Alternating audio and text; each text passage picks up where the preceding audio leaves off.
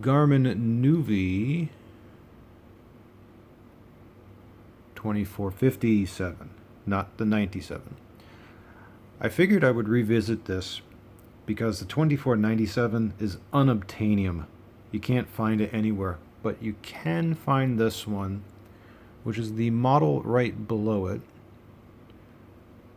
You do get traffic support with this, with the TA10, TA20, or that USB cable I talked about before several times, which is what this is being powered by now.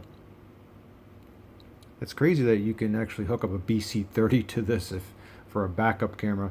This would be a terrible thing to use for a backup camera monitor. So I wouldn't recommend that, but as a navigator, yeah, this thing is great. So, you know, trip planner, eco route. Well, the eco route, it says you gotta put in a thing in order to make it work, and that web address doesn't even work anymore, so I wouldn't worry about that. But what you do get in the navigation options is the ability to select less fuel as a routing option, so you get 4 instead of 3. That's nice. And another reason why I'm showing this is that some of you may have seen the video on the 2497 and thought, hey, wow, that is just the right size for my car, because the 5-inch might be just slightly too large, whereas this one, the 4.3-inch, in portrait view, because this does both horizontal and vertical, you may look at this and say, yeah, that is just the right size. Can I get one? Well, yeah, you can get one if it's a 2457. I do have some recommendations, though, if you decide to use one of these. And it mainly has to do with the Wear 2 screen. This right here. Now, the biggest issue with using a 4.3-inch screen Garmin in portrait view is if you have to type anything, because the keyboard, notice I'm using a stylus. The keyboard is tiny, and to actually make it work, like if I was going to spell out Guitar Center,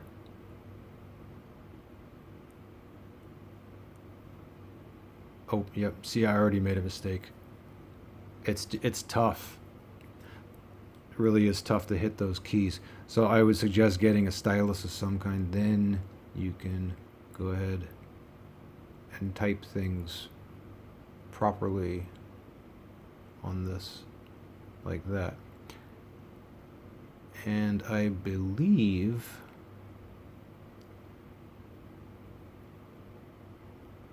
let me see if I can actually do this. I don't know if you can switch the keyboard over to A, B, C, D, E. Don't think you can on this one. Just checking, just to make sure. No, it would be here under language and keyboard. No. On the 2495, you can set it up to A, B, C, D, E, which makes the keys a little larger. But on this one, it's QWERTY, and that's it. Yeah, that's all I can do here. Well, there's QWERTY and then the special characters over here, but that's it. That being the case, so on your Wear 2 screen, notice these two right here. What I can do is that I can add a shortcut and do a favorite search. Now, you would think favorite search means, oh, search my favorites. Well, it does do that, but you can have it do a generic overall search as well, which is nice. So if I set one up here, we'll just say for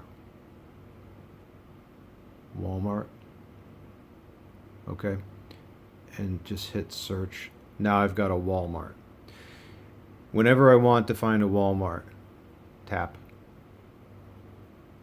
See how much easier that is? Because you've got a nice big button that you don't need a stylus for. That's big enough for your finger. Okay, great. That's what we want. Or if I want a Kroger, which is a grocery store chain, I can find that.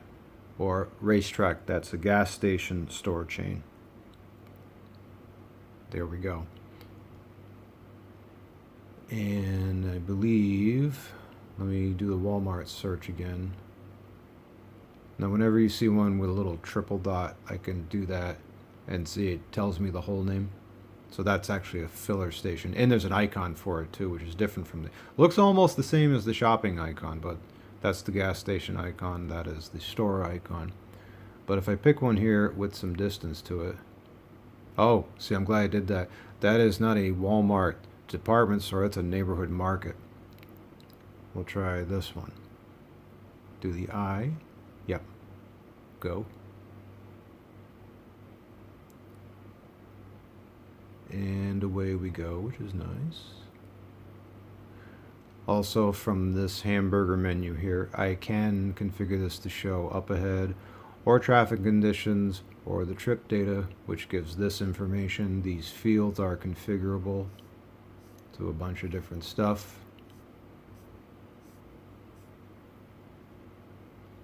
I can get rid of it like that. Now, another nice thing about the vertical mode, the portrait view here, is that while this does not have an on-map turns list, I mean, you can get the turns list this way.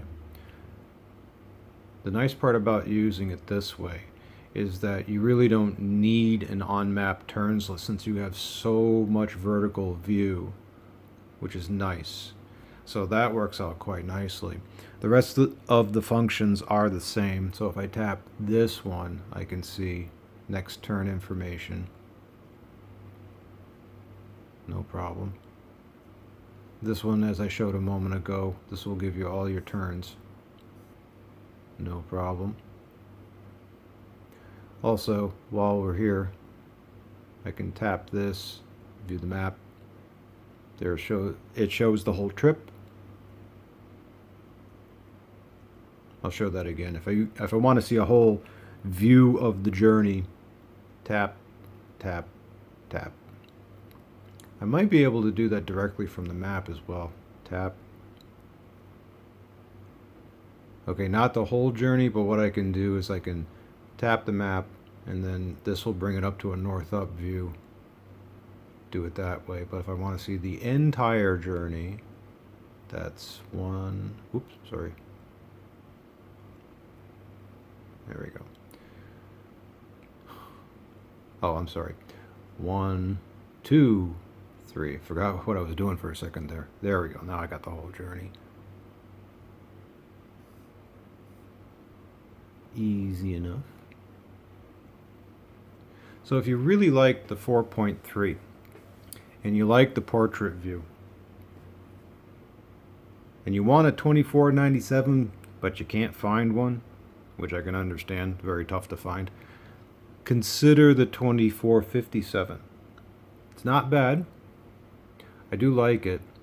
And one thing there is about this that's better than the 2497, the screen is slightly brighter than on the 2497. I don't know why, but yeah. Daylight readable, decent. So if you really want one, get a 24, excuse me, almost said 97. Get a 2457. You can find them.